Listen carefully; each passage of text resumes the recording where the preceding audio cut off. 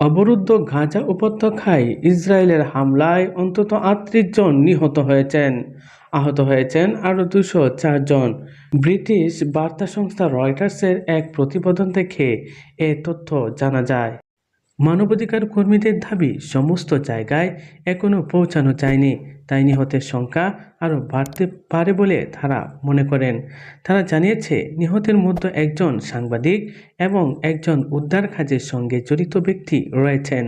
গতকাল রবিবার গাজায় উত্তর, দক্ষিণ এবং মধ্যভাগে লাগাতার আক্রমণ চালিয়েছে ইসরায়েলি বাহিনী।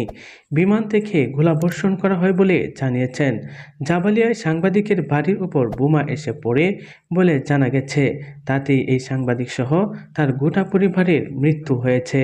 উল্লেখ্য যে বিগত ২০২৩ সালে ৭ই অক্টোবর ইসরায়েলি ভূখণ্ডে হামলা চালিয়ে ১৪০০ মানুষকে হত্যা করে মুক্তিকামী ফিলিস্তিনিদের সশস্ত্র সংগঠন হামাস। একই সঙ্গে ২ শতাধিক ইসরায়েলিকে জিম্মি করে নিয়ে যায় তারা।